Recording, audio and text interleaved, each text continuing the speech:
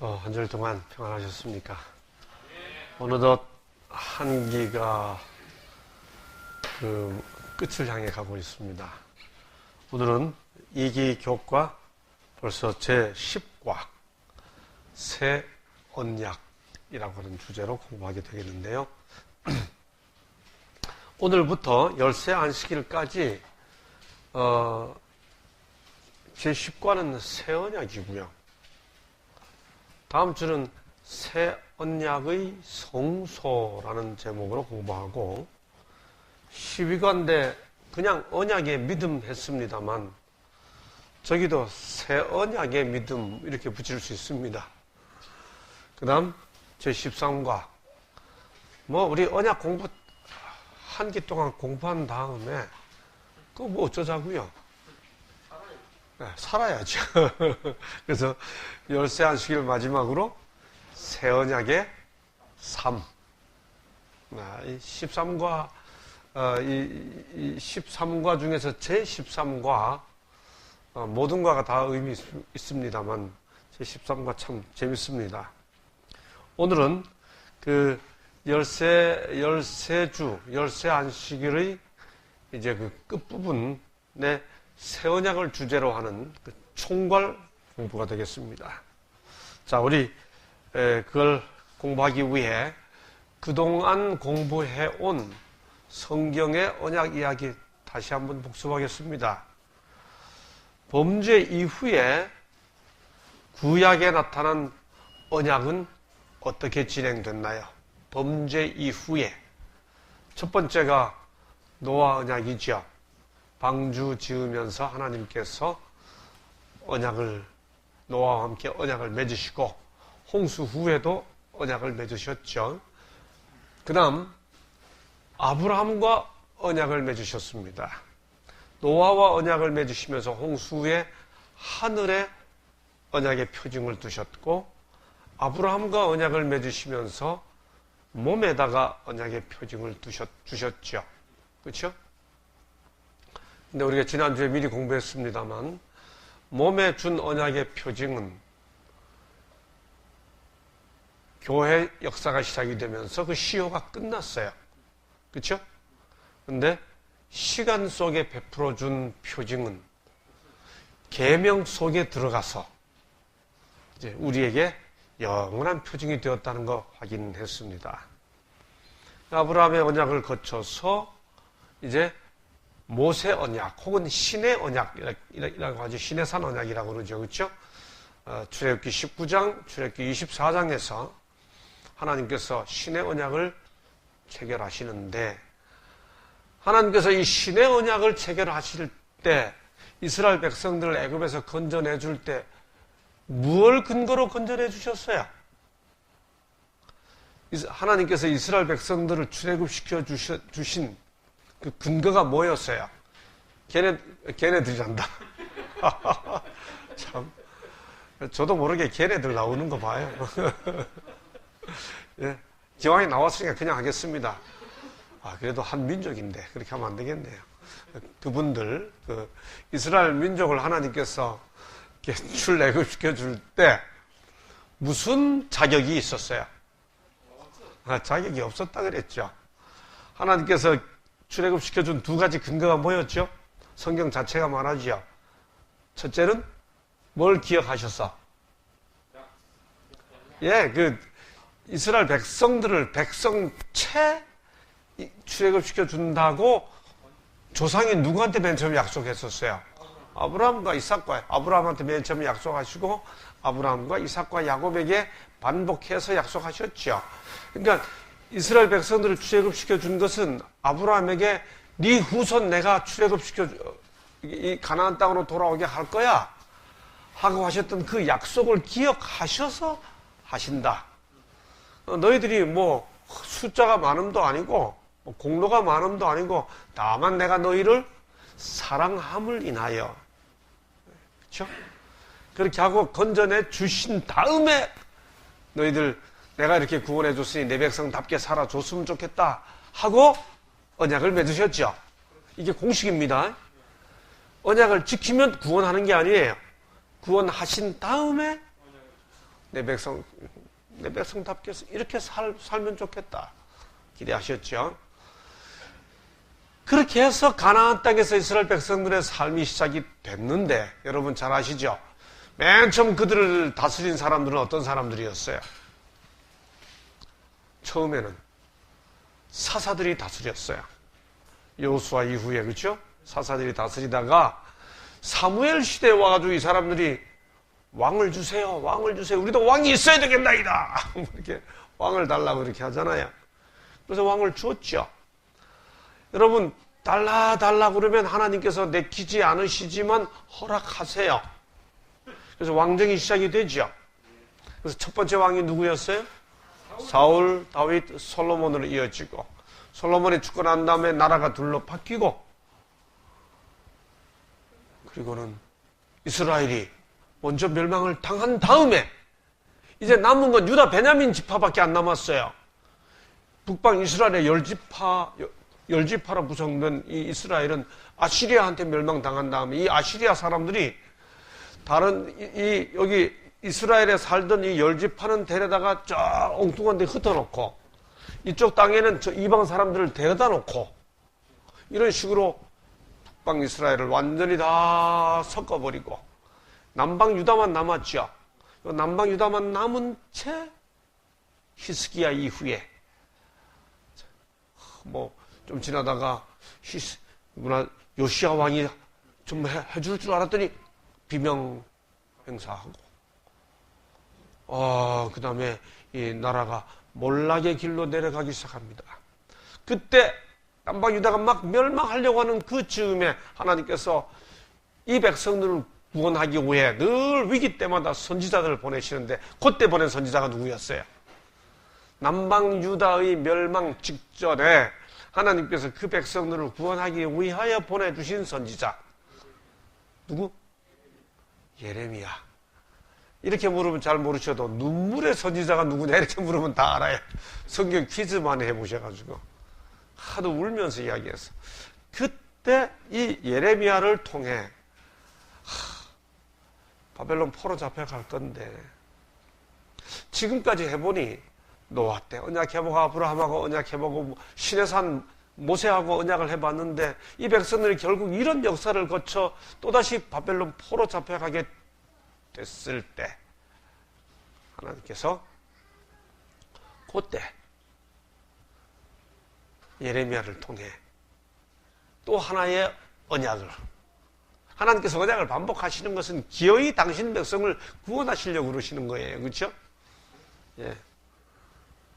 하신 말씀이 바로 무슨 언약이냐? 지금까지는 보세요. 지금까지는 사람을 중심으로 노아 언약, 아브라함 언약, 모세 언약 했는데 끝에는 그런 식으로 하면 예레미야 언약 이렇게 해야 되겠죠. 그렇게 안 하고 무슨 언약이라고 그랬죠? 새 언약. 예, 언약의 백성들을 위한 하나님의 계획이 그들의 반역과 불신으로 인해 망가지려 할 때 하나님께서는 선지자들을 보내셔서 언약이 아직 끝나지 않았다 하고 선포하시고 또 백성들이 불충실하고 배도와 반역과 불순종의 길을 가도 회개해 돌아와. 그래서 회개하고 순종하면 그분의 약속을 하나님께서 이런 약속을 주셨잖아요 하고 그 약속을 주장하는 자들과 우리 주님은 여전히 언약 관계에 들어가기를 원하신다는 사실을 선지자들을 통해서 선포하시고 선언하시죠. 바로 이때 이 유다의 멸망 직전 바벨론 포로 잡혀가려고 하는 그 즈음에 하나님께서 선지자 예레미야를 보내셔서 새 언약을 선포하십니다. 다 함께 읽으시겠습니다. 시작. 여호와의 말씀이니라. 보라, 날이 이르리니 내가 이스라엘 집과 유다 집에 새 언약을 맺으리라. 됐습니다. 새 언약을 맺으리라. 하나님께서 벌써 아브라함, 모세 통해서 그렇게 언약을 맺고 아브라함과 통해 그의 후손, 그래서 모세와 함께 그 아브라함의 후손인 이스라엘을 집단적으로 했는데 이제 그 이스라엘 민족과 집단적으로 내가 너희 민족을 내 백성으로 삼고 나는 너희 하나님이 될 거야. 이렇게 했는데 그 이스라엘 민족이 불충실하고 유다에 잡혀가게 될 즈음에 우리 주님께서 새 언약을 맺겠다. 그리고 뭐라 말씀하시는가 보십시다. 이 언약은 새 언약을 맺을 건데 이 언약은 내가 그들의 조상들의 손을 잡고 애굽 땅에서 인도하여 내던 날에 맺은 것과 같이 아니할 것은 내가 그들의 남편이 되었어도 그들이 내 언약을 깨뜨렸습니다. 자, 이 말에서 우리가 이해해야 할 건 굉장히 중요한 포인트가 하나 있습니다. 하나님께서 신의 언약을 이미 맺었는데 그 언약 말고 또 언약, 새롭게 언약 맺겠다 해서 성경 기록상 처음으로 여기 새 언약이라는 단어가 나왔습니다. 그럼 이전 거는 이게 새 언약이 되면 이전 것은 무슨 언약이 돼요? 네? 그냥 생각하고 대답하세요. 이게 새 것이 됐으면 이전 거는 무슨 언약이 됩니까? 옛 언약이 되죠. 근데 좀 불안하죠. 답하고 나니까 늘 뭐가 아니면 제가 물으니까 수요일 소지에 새 언약과 옛 언약이라는 표현이 나오는데 그때 가서 공부하겠습니다. 잘 보세요. 근데 보면 그때 맺었던 애굽 땅에서 인도하여 내던 날에 맺은 것과 같이 아니할 건데 그래서 새 언약을 맺을 건데 그러면 왜 그때 언약을 놔두고 새 언약을 맺으세요? 그 새 언약을 맺게 된 이유가 뭐죠? 그 예전에 맺었던 언약이 뭐 문제가 있어서인가요? 그 언약 자체가 뭐 부족하기 때문인가요? 왜 새 언약을 맺으세요? 성경에 답이 나왔잖아요. 내가 그들의 남편이 되었어도 그들이 내 언약을 그 언약이 뭔가 문제가 있어서가 아니고 그러니까 여기서 이미 이 속에서 답이 나와요. 그게 뭔가 하면 새 언약은 이전 언약과 제가 아주 구태여 옛이란 단어를 피하고 있습니다. 새 언약이 이전 언약과 다른 것은 뭘까요? 뭐가 달라서 이걸 새 언약이라고 하나님께서 선지자를 통해 부르게 하셨을까요? 그 언약의 근본 정신이나 내용과 사상이 달라서일까? 그래서 새 언약이라고 할까? 근데 언약을 새롭게 하게 된 이유가 언약 자체가 문제가 있어서가 아니고요. 언약의 상대방인 너희가 그 언약을 뭐 하였기 때문에? 깨뜨렸기 때문에. 그러니까 이 새 언약은 뭐가 새 거냐고요? 왜 새 언약이라고 이야기하냐고요? 계속 보겠습니다. 여호와의 말씀이니라.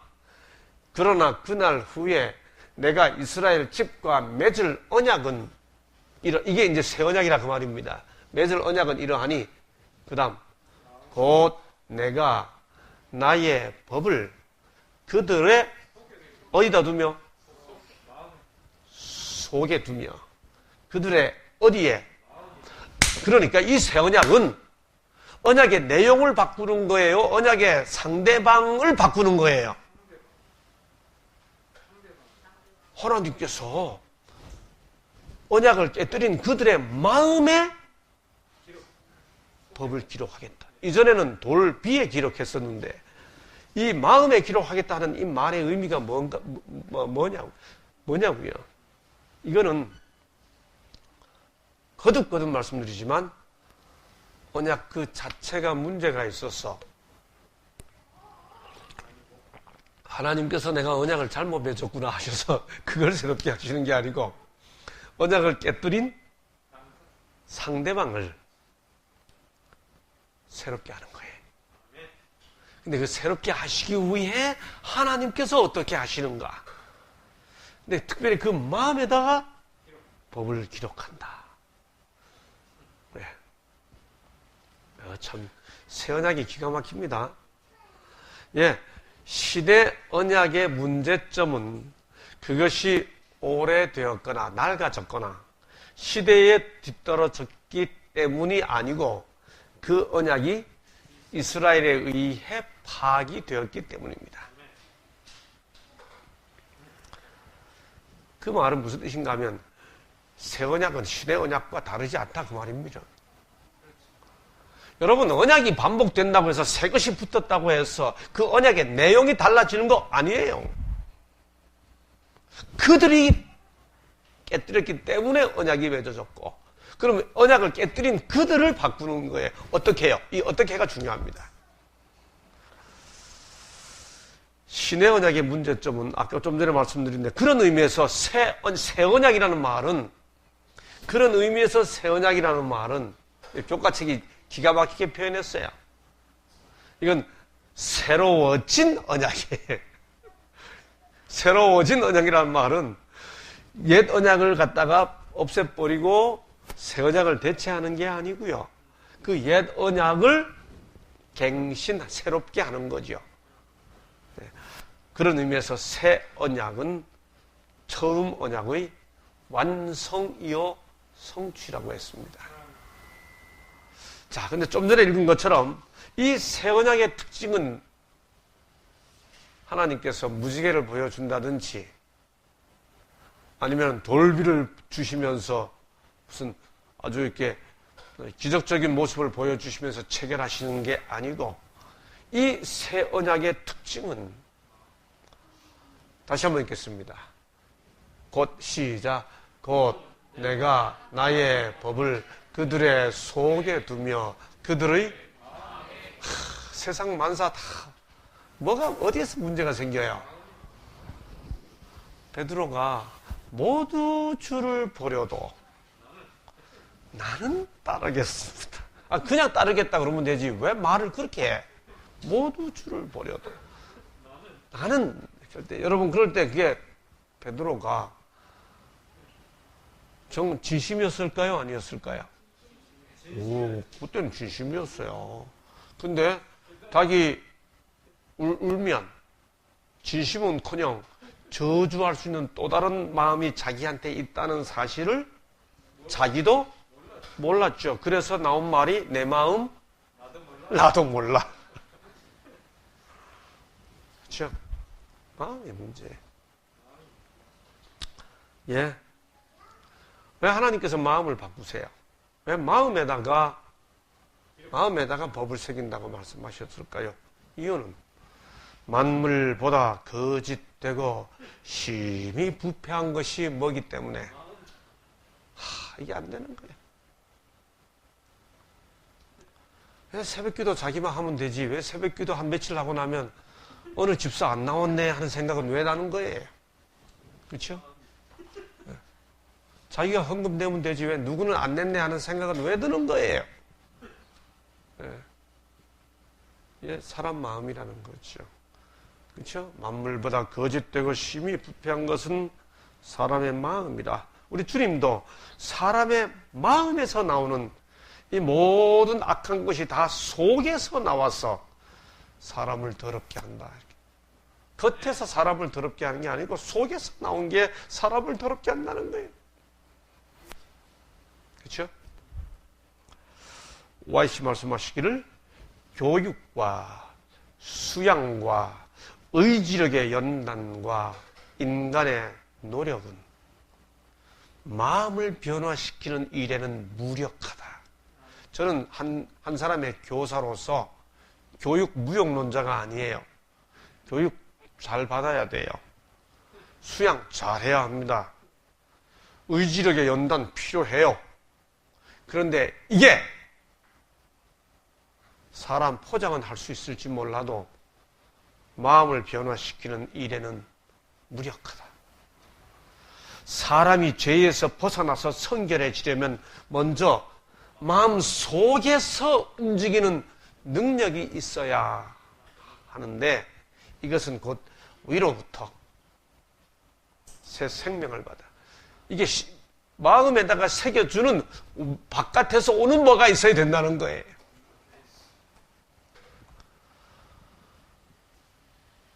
이게 어떻게 이루어질까요?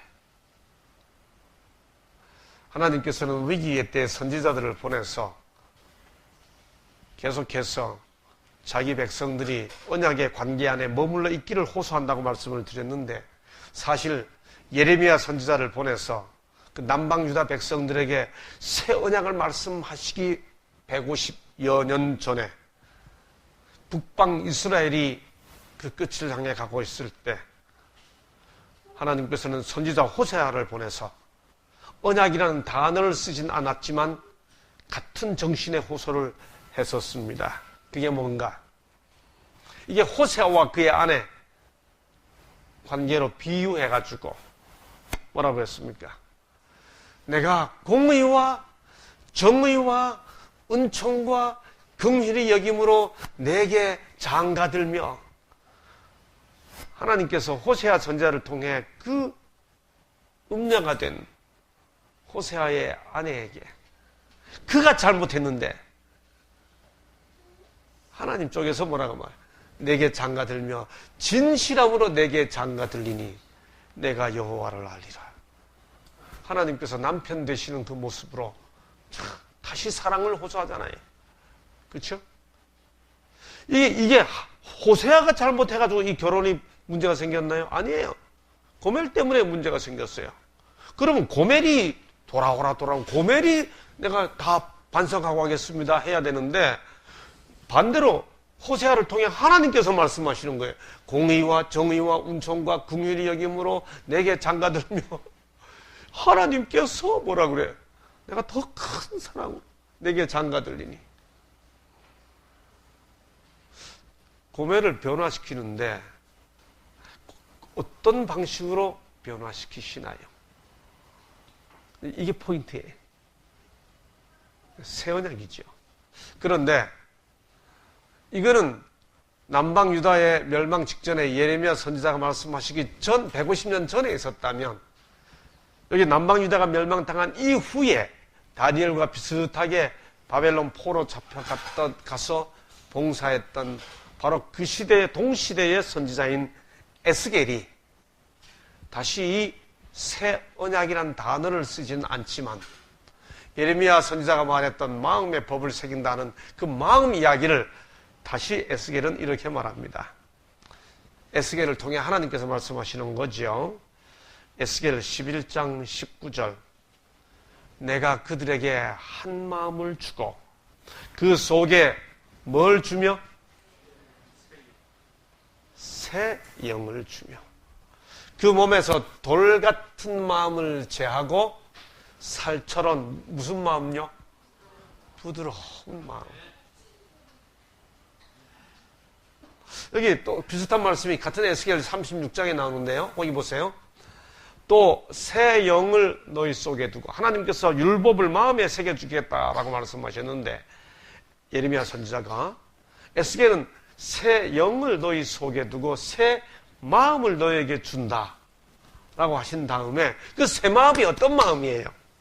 여러분, 하나님께서 주신 새 마음을 받은 사람, 하나님께서 주시는 새 마음을 받은 사람의 그 마음은 어떤 마음이에요? 바로 나와요. 보세요. 너에게 주되 너희 육신에서 굳은 마음을 제하고, 무슨 마음요? 부드러운 마음. 여러분, 그러므로 하나님의 새 언약의 관계 속에 들어간 백성들이 보이는 변화된 새 마음은 문자적으로 표현된 대로 첫 번째 특징이 무슨 마음이에요? 부드러운 마음. 여러분, 신앙생활 오래 하면 마음이 부들부들해져야 돼요. 근데 신앙생활이 오래 가면 딱딱해지는 분들이 있는 것 같아요. 제가 있다 이렇게 단정적으로 말씀 안 드립니다. 있는 것 같아요. 여러분, 신앙은 이데올로기가 아니에요. 신앙은 복음이에요. 우리 중에 보면 어떤 분들은 모든 신앙생활을 판단하는데 너무너무 빨라요. 아니, 누가 우리에게 사람을 막 이렇게 판단해서 이거다 저거다 이렇게 재단하는 권리를 우리에게 주셨어요. 우리에겐 다만 복음을 전하라는 의무만 주어졌지 사람을 평가하고 판단할 권리가 주어지지는 않았거든요. 와이시 이런 말씀하셨습니다. 편협한 인생관과 딱딱하고 냉랭한 정통주의의 위험이 있다. 여러분 우리 이거 명심해야 돼요. 새 마음은 무슨 마음이라고요? 사람이 딱딱하게 굳어진 마음이 아니고요. 마음에다가 율법을 새겨주는 그 새 마음은 부드러운 마음이에요. 편협한 인생관. 신앙생활을 하면 이렇게 딱 잘라가지고 요거 딱 틀에다 집어넣어가지고 사람이 변화하고 성숙하기를 기다려주지도 않고 본인은 양심적으로 했는지 모르겠는데 금요일 오후 되면 막대기 딱 들고 아이들 와서 무릎 꿇으라고 그러고 무릎 위 때리면서 어디 가서 안식일 준비 안 했다고 혼내고 그렇죠? 그 다음에 뭐라고 그랬죠? 냉랭한 정통주의 그랬습니다. 정말 같이 살기 싫어. 그런 분들도 끝까지 교회 막 철사같이 교회 나오죠. 9시 반에서 30분 먼저 와가지고 누가 지각하나 막 이렇게 살펴보고. 우리 교우님들이 그분 안 계시면 휴 하고 이야기하다가 또 그럼 되고 진리 이야기하고 예군의 신의 폐시에 딱 막 이런 거 막 칼같이 하고 냉랭한 정통주의. 무슨 사상 검증만 하려고 그러는 것 같고. 그렇죠? 인간미는 하나도 없고. 그래서 포사이트라고 하는 한 신학자가 이렇게 말했습니다. 따뜻한 이단이 차가운 정통보다 낫다. 전 지금도 제가 젊을 때 그 생각하면 젊을 때 제가 참 기특한 게 하나 있어요. 제가 30도 채 되기 전에 어떤 도시에서 어떤 분이 플래카드를 현수막을 탁 걸고 안식일 교회를 비판하는 집회를 한다고 그래서 제가 친구한테 소식이 와서 제가 갔습니다. 제일 앞자리에 여기 앉았어요. 지금. 이쪽에 앉았구나. 여기 앉았습니다. 그 목사님이 본인이 담임하는 교회에서 그 집회를 했는데 한 2시간 가까이 좀 거칠게 말씀을 많이 하셨어요. 비아냥거리기도 하고 막 강한 목소리로 이렇게 하시고 제가 이렇게 앉아서 듣기에도 제가 참 불편해요. 뭐 다 말씀을 정확하게 하시면서도 심사적으로 그렇게 하실 수 있는데 너무 거칠게 하셨어요. 다 끝난 다음에 질문하라고 딱 이렇게. 여러분 그때 제가 제일 앞에 앉아 있다가 30살도 안 됐을 새파랗게 젊은 때 제가 탁 일어나가지고 손을 들고 제일 먼저 일어났죠. 그리고 딱 돌아서가지고요. 탁 청중을 보면서 제가 이렇게 말했습니다. 제가 지금 이렇게 보니 우리 재림 성도님들이 많이 오셨습니다. 보니까 탁 우리 장로님들 얼굴도 보이고 그들 우리 꽤 많이 왔어요. 반 이상이 우리 그분 교회에서 집회를 했는데 그 교회 교우들 말고 우리 교우님들이 반 이상 오셨어요. 다들 얼굴이 붉게 흥분되어 있죠. 그래서 딱 돌아서서 제가 지금 보니 우리 재림 성도님들이 많이 오셨습니다. 목사님께서 우리에 대한 깊은 관심을 가지고 오늘 많은 말씀을 해주셨는데 교우님들 지금 질문 시간인데 질문하지 마시기 바랍니다. 제가 그렇게 말했어요. 그러면서 이어서 말하기를 진리가 옳다는 걸 말하기 위해 우리의 태도가 진리답지 못하다면 그게 무슨 의미가 있겠습니까? 진리를 진리답게 말해야 되겠죠. 그런 다음에 돌아서서 목사님을 보고, 목사님, 지금은 잊어버렸습니다만 몇 시간, 몇 분 동안 말씀하셨습니다. 예를 들면 1시간 반이라 합시다. 1시간 반 동안 말씀하셨는데 질문은 1시간 반 동안 받으실 수 있는지 모르겠습니다. 지금 1시간 반 동안 말씀하시고 우리가 들었으니 다음에 우리가 1시간 반 집회를 하겠습니다. 그러면 오십시오. 우리가 집회만 할 때 꼭 오셔서 1시간 반 하신 만큼 우리도 1시간 반 하는 게 서로 페어하지 않겠습니까? 이렇게 그래야 되잖아요, 그렇죠? 그러니까 우리 교인들한테 지금 질문하지 말고 이래서 진리야 이렇게 싸워요. 진리가 옳다는 걸 말하기 위해 싸워요. 그렇죠? 단호하고 담대한 것하고 딱딱한 것하고 달라요. 우리는 하나님의 진리를 위해 단호하고 용기가 있어야지 딱딱하고 냉랭해지는 사람들이 돼서는 안 되는 거예요. 그렇죠? 예. 그리스도와 같은 사랑은 특별히 기도 사도행적 319쪽에 나오는 말씀. 그리스도와 같은 사랑은 다른 사람들의 동기와 행위에 가장 좋은 해석을 가한다. 남이 뭐라고 한 거 가장 좋게 봐주는 거예요, 다. 그 사람이 사실은 그래서 했대. 이런 말 하지 말라는 거예요.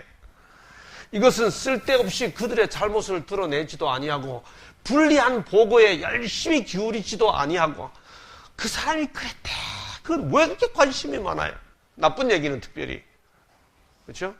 오히려 다른 사람들의 좋은 품성들을 기억하고자 노력한다. 사도행적 319쪽.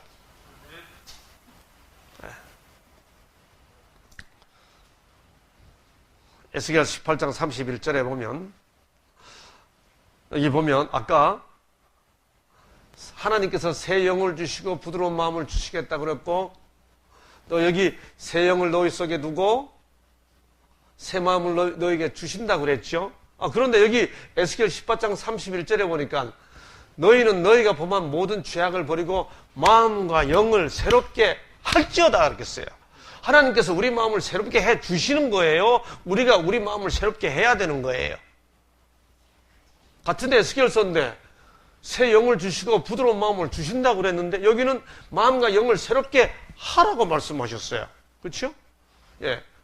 너희는 범한 모든 죄악을 버리고 마음과 영을 새롭게 하라. 마음을 새롭게 해야 되는 겁니까? 하나님께서 그 새로운 마음을 해 주시는 겁니까? 바울도 오직 마음을 새롭게 함으로 변화를 받아. 이렇게 했어요. 여기는 변화를 받아. 어떻게 된 거예요?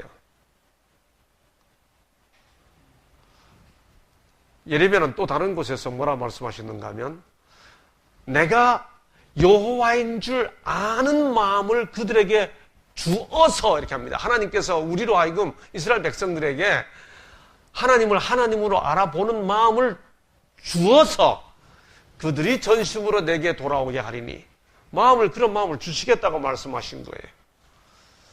이거 어떻게 해야 되죠? 어떻게 해야 할까요? 그 문제를 조금 이따가 더 풀어가 보도록 하겠습니다.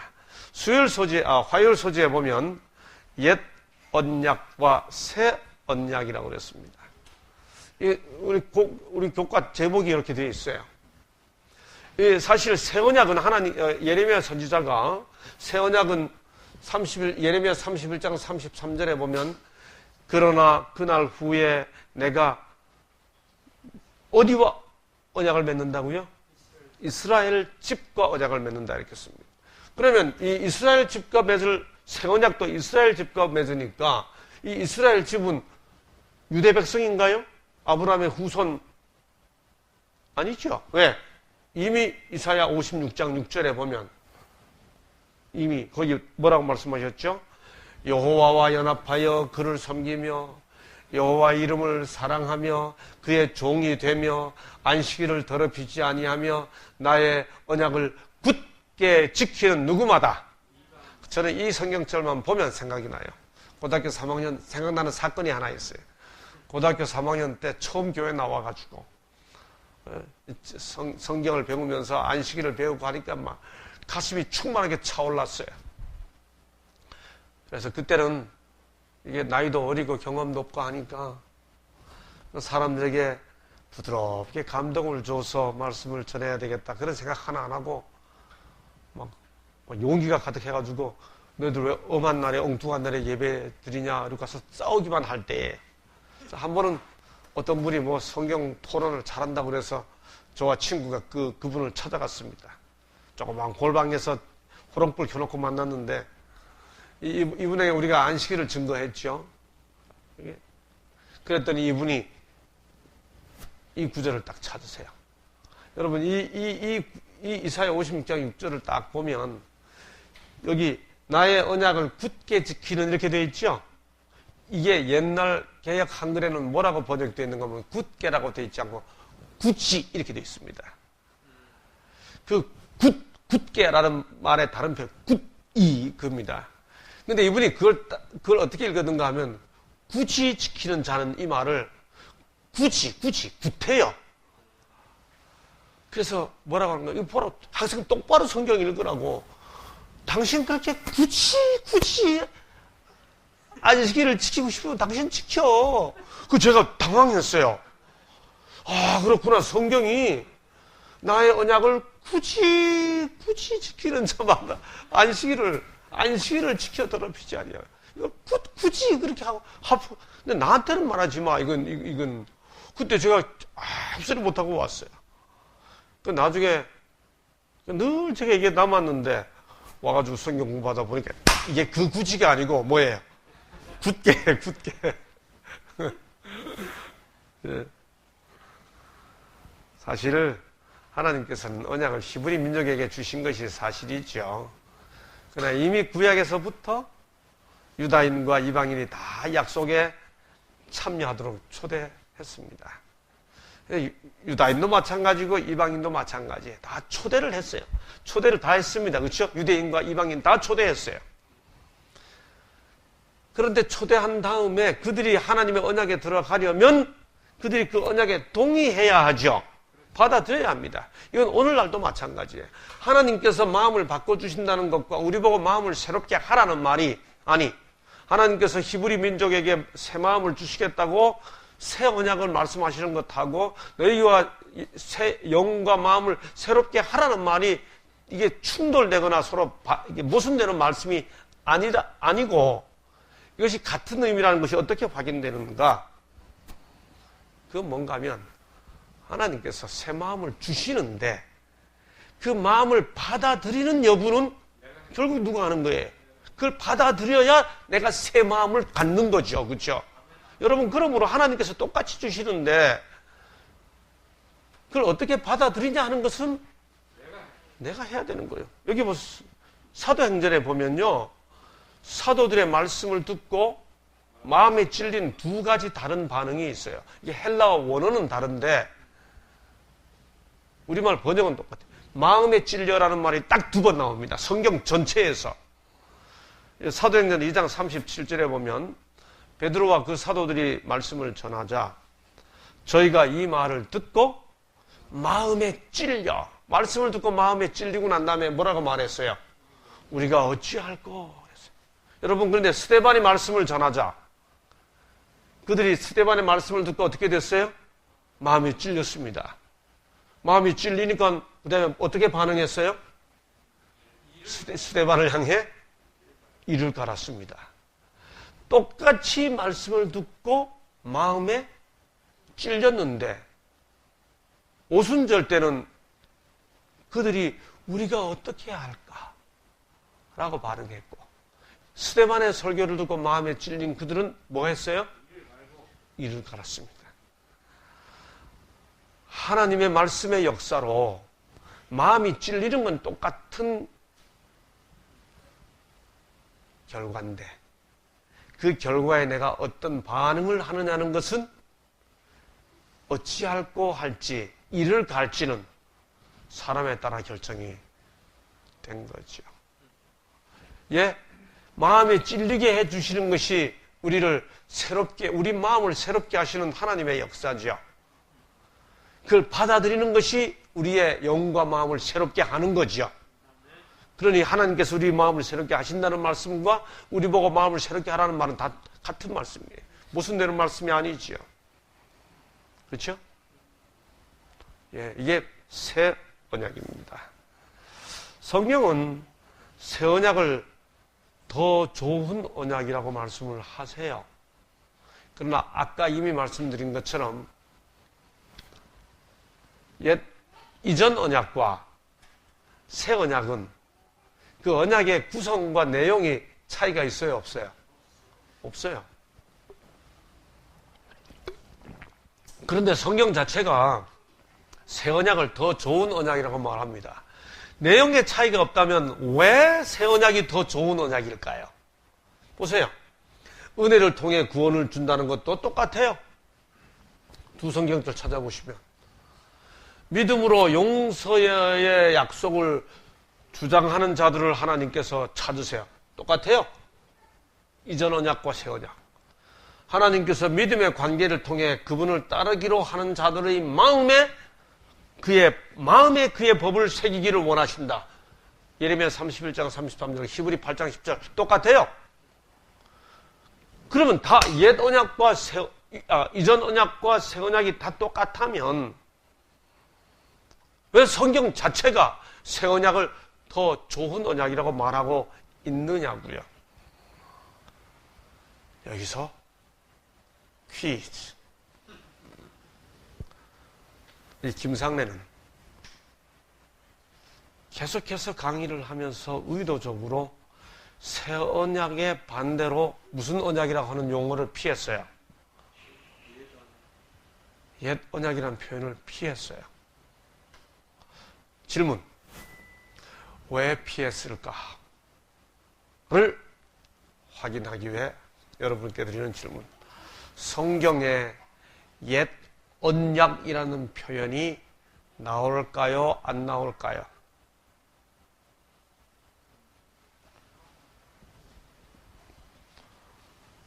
성경에 새 언약이라는 말 나오나요? 안 나오나요? 새 언약.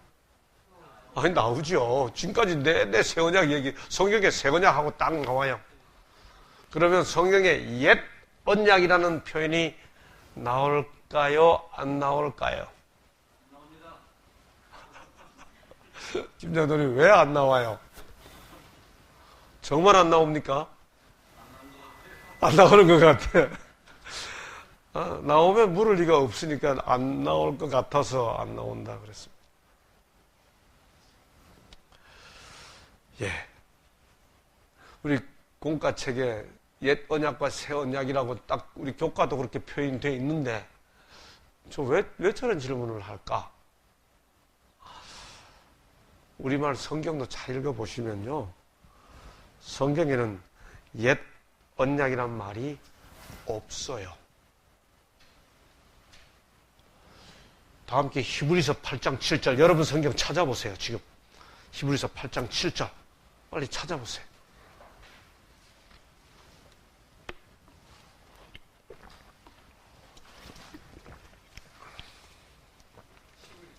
히브리서 8장 7절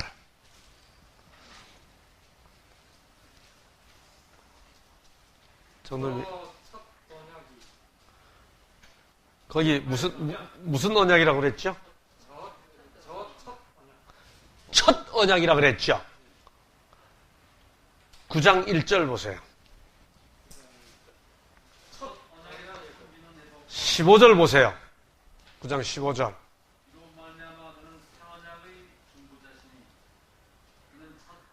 새 언약이라는 단어와 첫 언약이라는 단어가 한 성경절 안에 나오죠. 9장 15절.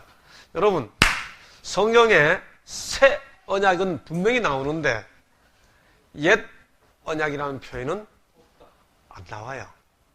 근데 우리는 습관적으로 옛 언약이라고 그래요. 성경은 옛 언약이라고 그러지 않고 무슨 언약이라고 그래요? 첫 언약이라고 그래요. 왜 그럴까요? 자, 보세요. 히브리 9장 12절에 보니까 그는 새 언약의 중보니 이는 첫 언약 때에 범한 죄를 속하려고 주구사. 이게 첫 언약이라고 그래요. 제가 왜 이걸 구태여 구분하는가? 여기 조금 어렵게 설명하는 걸 용서하십시오. 여기 새라고 할 때 이걸 카이노스, 헬라어로 그렇게 말하고, 첫이란 말은 프로토스라고 그래요. 헬라어로 이 프로토스라는 말은 오래됐다는 뜻이 없어요. 앞에 거라, 시작한다 그런 뜻입니다. 무슨 말인가 하면 프로토스라는 말은 시작이라는 의미를 전달하는 처음이라는 뜻이지만 옛이라고 말하려면 아르카이오스라고 하는 단어가 있습니다. 아르카이오스라는 단어는 이건 옛 혹은 낡았다. 제가 왜 옛 언약이라는 표현을 구태여 피하려고 그러는가 하면 성경이 옛 언약이라는 표현을 안 쓰고 첫 언약이라고 쓰고 있기 때문이기도 하고 제가 그 의미를 이해하기 때문에 우리가 옛 언약이라고 쓰면요 언약 자체가 낡았다는 오해를 하게 됩니다. 언약은 낡을 수가 없는 거예요. 하나님께서 하시는 일은 불필요해질 수가 없어요. 그 언약이 문제가 생긴 것은 하나님께서 만드신 일이 낡거나 문제가 생겼기 때문이 아니고 인간이 범죄했기 때문에 인간이 언약을 깨뜨렸기 때문에 다시 하나님께서 새롭게 하시는 것이지 그래서 그건 처음 것이지 옛 것이 아니에요. 이걸 우리가 옛 언약과 새 언약이라고 표현해 버리니까 옛 언약은 버려야 된다고 하는 오해가 자꾸 일어나는 겁니다. 여러분 예수께서 십자가에 달려 돌아가신 것은 율법이 폐해졌기 때문이 아니고요. 율법을 폐할 수 없기 때문에 당신이 돌아가셔서 우리를 구하신 거예요. 그렇죠? 하나님께서 세우신 언약은 이랬다 저랬다 막 바뀌는 게 아니에요. 실수하셔서 낡아질 수 없는 거예요. 그렇죠? 그렇기 때문에 하나님께서 언약을 하나님께서 세우신 그 언약의 근본을 인간이 깨뜨렸기 때문에 인간이 문제가 있으니까 그 인간에게 하나님께서 새롭게 접근해 오는 것. 이게 뭐예요? 이렇게 했으면 좋겠다 아니고 내가 줄 수 있는 모든 사랑을 다 주시는 거예요. 그게 새 언약이. 그 모든 사랑을 다 주신 게 예레미야가 말한 새 언약의 궁극적 성취는 예수께서도 또다시 새 언약 안 하시고 바울도 새 언약 이렇게 안 하고 예수께서도 새 언약 바울도 새 언약 이렇게 표현했는데 그 모든 예레미야가 말했던 새 언약의 성취는 그 마음을 바꾸는 성취는 어디서 이루어졌어요? 십자가에서 이루어진 거예요.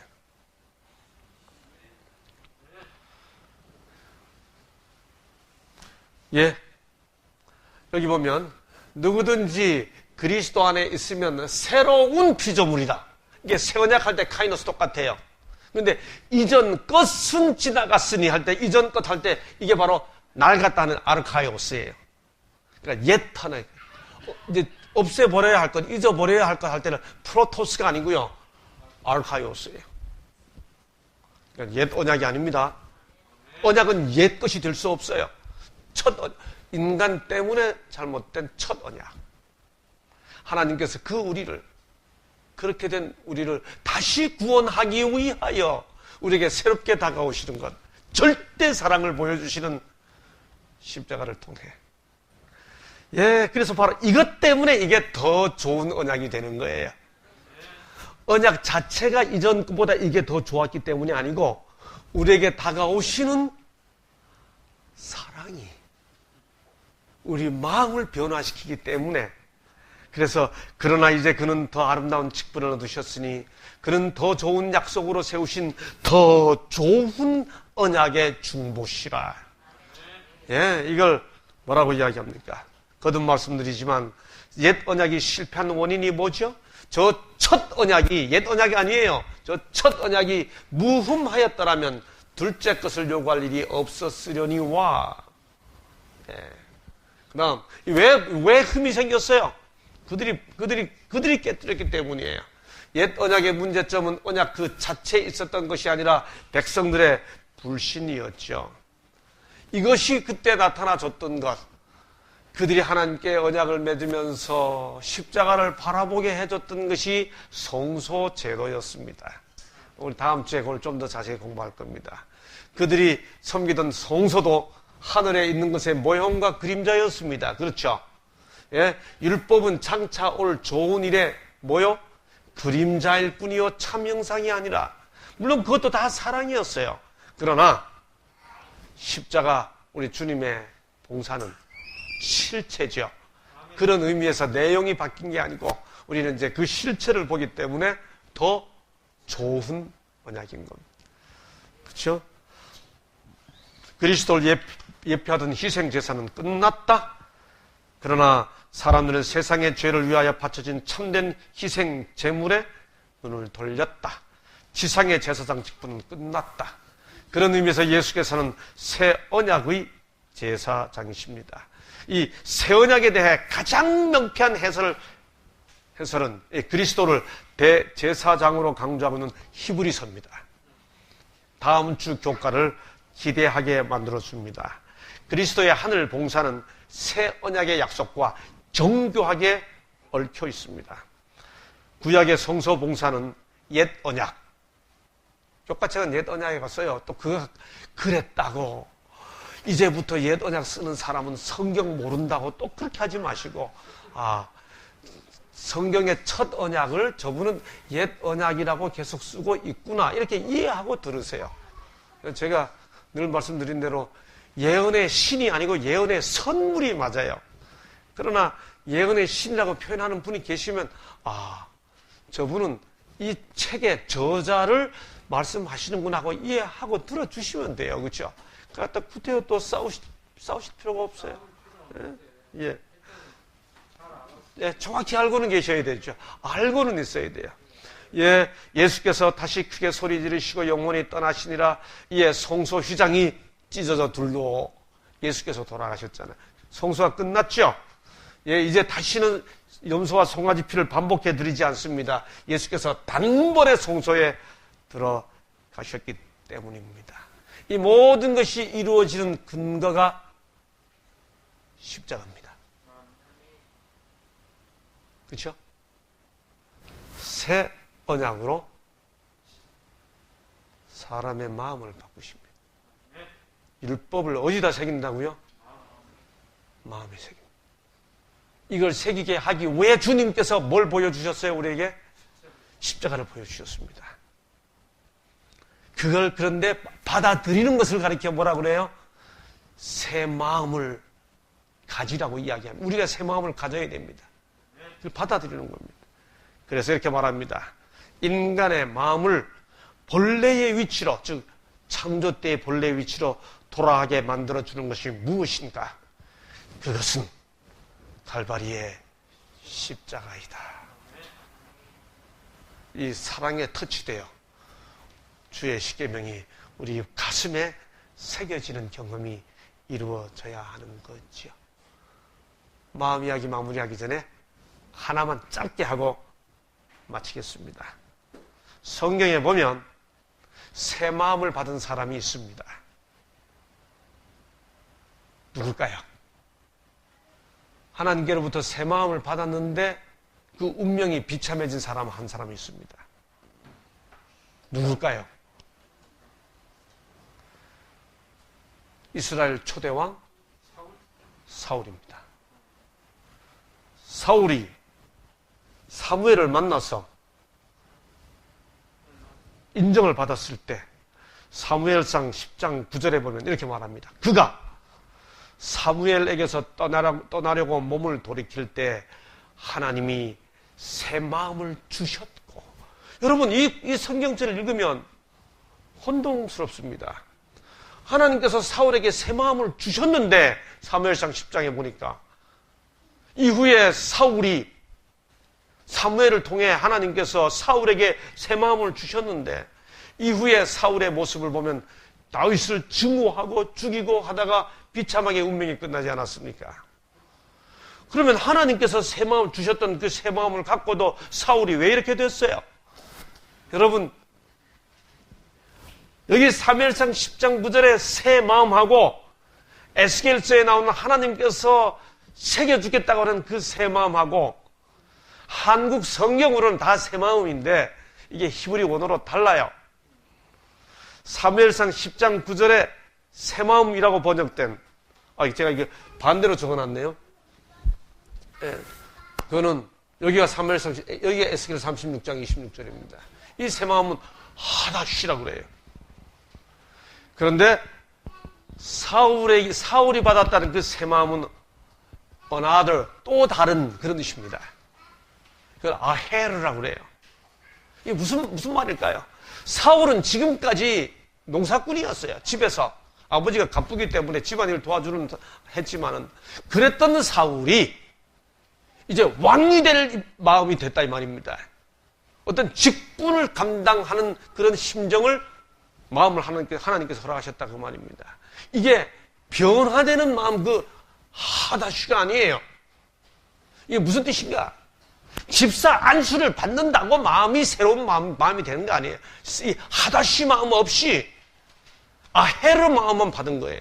뭐 남의 이야기하고 없이 제 얘기만 하겠습니다. 제가 목사 안수를 받았다고 제 안수 받은 그 자체가 목사라는 직분을 감당하는 마음을 가질 수는 있어도 하나님과 하나 되는 변화되는 하다시의 마음은 아닐 수 있는 거지요. 어떤 일에 대한 마음, 역할을 감당하는 아헬, 또 다른 마음하고 하나님과의 언약 관계 속에 들어가는 하다시하고 우리는 이 하다시의 새 마음을 십자가를 통해 받아야 하는 겁니다. 새 언약의 은혜가 이 교과를 공부하는 아는교회 교우님들과 영상으로 함께 참여하는 모든 분들에게 함께 하시기를 바라면서 오늘은 여기까지 하겠습니다. 감사합니다. 기도하겠습니다. 아버지 하나님, 주의 영이 우리 심령에 역사하사 우리 마음을 새롭게 해 주옵소서. 십자가에 터치되는 놀라운 역사로 우리의 심장이 변화되고 마음이 바뀌는 경험을 주 앞에서 정령할 수 있도록 우리 마음을 감동해 주옵소서. 예수님 이름으로 간절히 기도하옵나이다. 아멘.